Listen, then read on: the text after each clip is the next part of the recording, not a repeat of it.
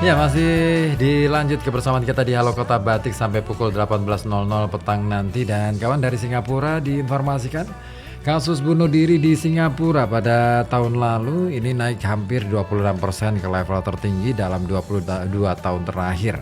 Dan ini mencerminkan tingginya tekanan mental yang tak terlihat terhadap masyarakat negara kecil tersebut.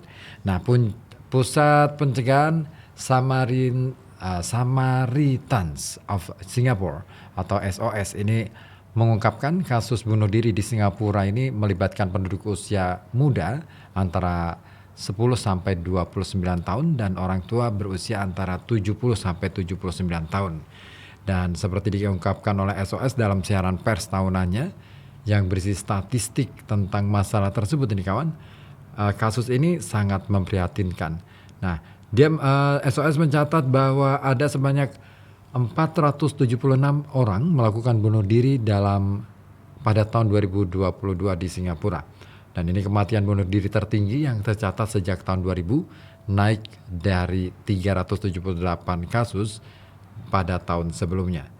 Jared Ng, psikiater veteran dan konsultan kesehatan mental di Singapura ini menyebutkan peningkatan angka bunuh diri yang belum pernah terjadi sebelumnya di Singapura kali ini sangat memilukan. Dan peningkatan ini melukiskan gambaran tentang tekanan mental yang tak terlihat yang sudah mulai merasuki masyarakat Singapura, terutama di kalangan kaum muda dan orang tua. Nah, sangat penting bagi kita juga ya untuk waspada terhadap masalah mendesak yang terus berdampak besar pada kesehatan mental seperti isolasi sosial dan kesepian.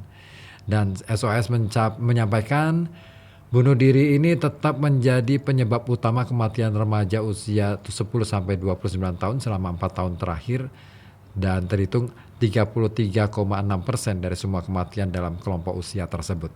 Nah, sebanyak 125 orang dari kelompok usia tersebut bunuh diri pada tahun 2022, naik 11,6% dari 112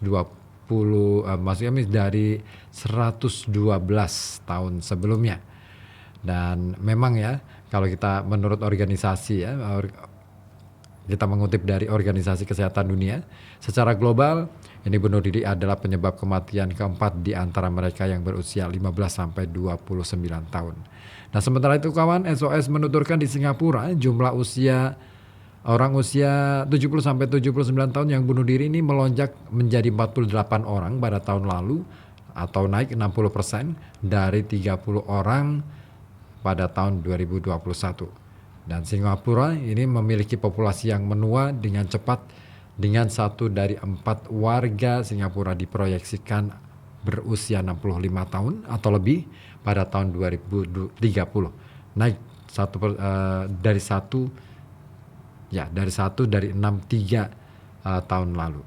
Nah, Kepala Eksekutif SOS Gaspertan ini mengatakan bunuh diri adalah masalah kompleks yang dipengaruhi oleh berbagai faktor, termasuk tantangan kesehatan mental, tekanan sosial, dan juga ketidakpastian ekonomi.